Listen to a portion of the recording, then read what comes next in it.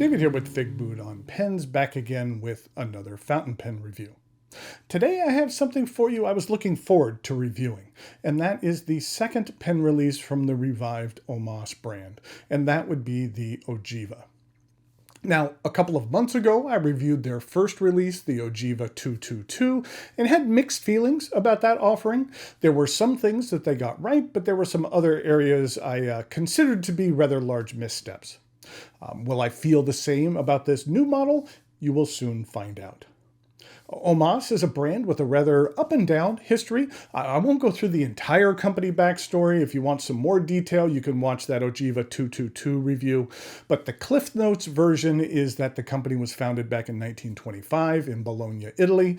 Eventually, the company experienced some significant financial issues. In 2015, the company closed their doors for good and sold off the machinery and assets to various people. Now, I have heard conflicting stories as to who owns certain rights, who owns which inventory, and who has certain important equipment. It's not my intention here to do a deep investigation into what is fact and what is fiction. The pen I will be reviewing today is from the parent company who owns both OMAS as well as Narwhal. Their website is omasofficial.com. There is another entity called Ancora, which is based out of Cyprus, and they run the omas.com website. They have a claim to have the rights to the brand, but it's my understanding that they only have the rights to the brand in Cyprus, not worldwide. Actually, on their site, there's a splash page which informs people they have nothing to do with what I will call the other OMAS. They don't have any products for sale on their site, but their store says that it will open on August 10th. Well, it's August 13th when I am recording this, and the page is not yet live, so who knows what's going on there. Okay, enough about that. Let's take a look at a pen. I was excited to see this new model because I own an original Ogiva Cocktail Blue Angel, and I was eager to see how this new model compared to that particular model. The Cocktail differed slightly from a standard Ogiva, but there is enough in common to get a decent comparison between the two. The pen arrives in this rather large box. Then this slides off. And inside we have another box, and the front flips open with the OMAS logo. There is an OMAS logo on the top here. Then inside we have a warranty card. The Ogiva comes in 3 different colors and 5 different varieties. There is the Arancione, which is orange and has gold trim. Then we have the blue with the gold trim. And then there is a blue with silver trim. And we have the Nera, which is the Italian word for black. And again, we have it with the gold trim and another version with the silver trim. And the version I have to show you today is the Arancione, which appropriately enough is the Italian word for orange. The inside of this box is very plush as well. Ogiva is the Italian word for ogive, which in architecture is a pointed or Gothic arch. The pen is made from a translucent acrylic resin. The blue and black versions are slightly less translucent, mainly due to the material just being darker. But this orange really strikes a nice balance of translucency to give you a decent look at what's going on inside the pen, especially your ink situation. I'll give you a closer look at that during the writing sample. Let's start by taking a look at the top of the cap. It comes to a rounded point. This transitions into the clip. It is a bit on the short side. It's thin and wheeled. The wheel helps it work in materials of varying thicknesses. The cap angles up. On the back side of the cap, it is engraved with the OMAS logo and Italy. Then at the end of the cap, we have a set of bands, one thinner and a second, more prominent band with a Greek key design. On the front of the band, it again has the company name. There is a medium to small size step down from the cap to the barrel. The barrel angles down only slightly, about 0.5 millimeter from beginning to end. And at that end, there is a band signifying the beginning of the piston knob, and the end of that knob, like the top of the cap, comes to a rounded point. The cap twists off with 3/4 of a rotation, and underneath we have this very nice looking 14 karat gold nib. This nib is available in fine, medium, and broad. Now, these nibs are not manufactured with original OMAS equipment. I believe all of the nib making machinery is owned by Scribo, but it does closely resemble the original OMAS nibs. However, the logo is different than elsewhere on the pen. I'll discuss this more during the writing sample, but while still nice, the nibs on these new Ogivas lack some of the buttery smoothness and overall healthy ink flow that the original nibs have. The medium nib on my Ogiva cocktail is one of the wettest nibs in my collection. And here's a look at the low profile ebonite feed.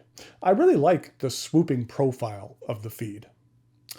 The section begins with another Greek key band. The section itself angles up just a hair, only about 2/10 of a millimeter from beginning to end. And then there is a small step up to the threads and another slightly larger step up to the remainder of the barrel. This section is decently long, and the transition from the band to the resin is smooth, so it's comfortable if your grip should happen to rest on it. The cap kind of posts. It doesn't post that deeply, and it doesn't take much to dislodge it. It also adds an inordinate amount of length to the pen, making it a bit unwieldy. But the cap isn't heavy, so it doesn't backweight the pen or throw off the balance. With the cap being precariously perched, I prefer to use this pen unposted. I mentioned the piston knob before. As you can safely deduce, this is a piston filler. I will say that on my Ogiva cocktail, the piston knob isn't particularly sturdy, but on this updated model, it feels sturdier. It doesn't feel like you could inadvertently break it if you twisted it too much or something. I've always had that feeling with my original one, so that's a nice improvement.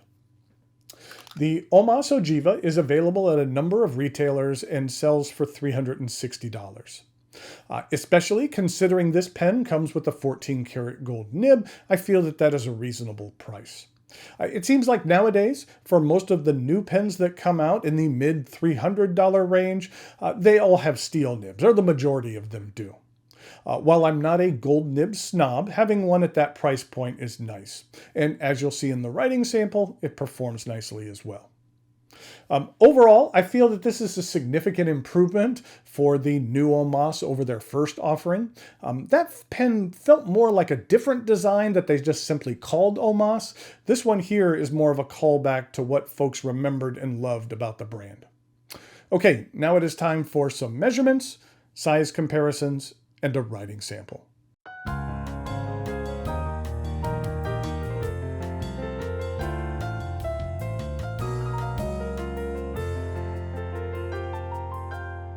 So here we have some size comparisons for the OMAS Ogiva. I said I'd give you a closer look at the ink situation. You can see how you can see it sloshing around there, so you can get a decent look at your ink situation.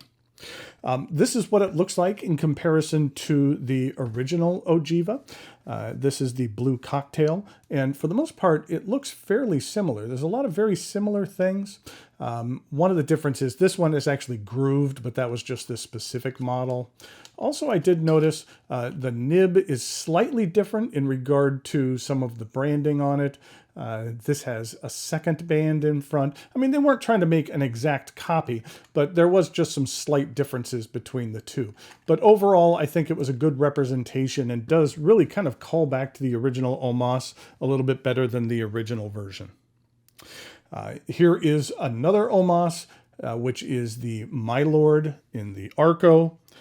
And then finally, a pen which I recently reviewed, which is my other OMAS I have in my collection, which is the 360. And then next up, I have 3 pens that I picked up at the DC show that you'll be seeing in future reviews. First up, I have something from the Good Blue, and this is an exclusive through Vanes Pens. And then next up, we have the brand new Delta Dolce Vita. And then finally, a pen from a brand that I had never purchased from previously, but this was something that I picked up at the show, and I really love it so far, which is the Santini Giant. This thing is fantastic, and look at this large nib. It's a 14 karat gold nib and really buttery. And this is just an amazing pen that I can't wait to talk about in more detail. But that's what it looks like in comparison to the OMAS. In regard to some uncapped comparisons, here it is with the My Lord, and then here it is with the original Ogiva, and then here it is with the Delta Dolce Vita.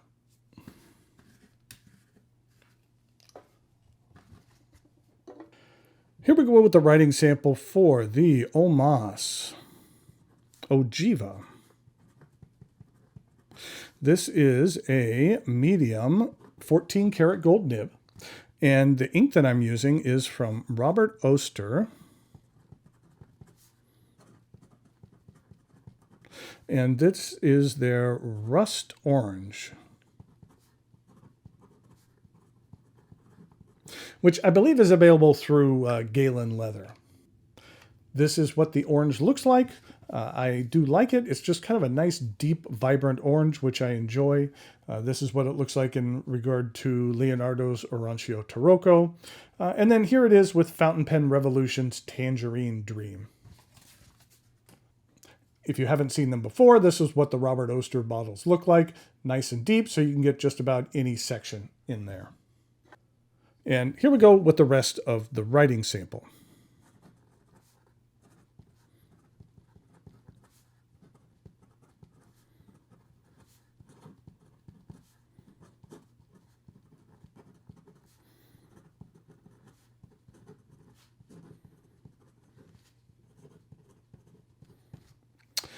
As you can see, you can get a decent amount of line variation. You can push this nib a bit from smaller to wider.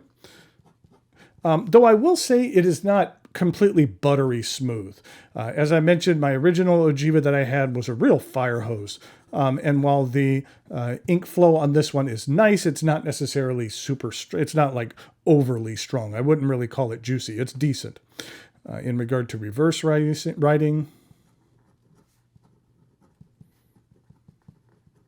that is actually decently smooth, and it does a good job there. Overall, I'd say that the nib has just a little bit more feedback. It does feel nice for a 14 karat gold nib. Let's see how it looks with, or works with the fast writing.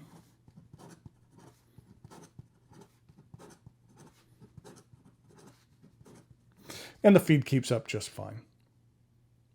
So there we have the OMAS Ogiva. As I mentioned previously, I think it's an improvement from the first attempt at relaunching this brand, or the first pen that they launched. And it's something that I have enjoyed more, and I think is a little bit more true to the brand. Until next time, thanks for watching, and I'll talk to you later.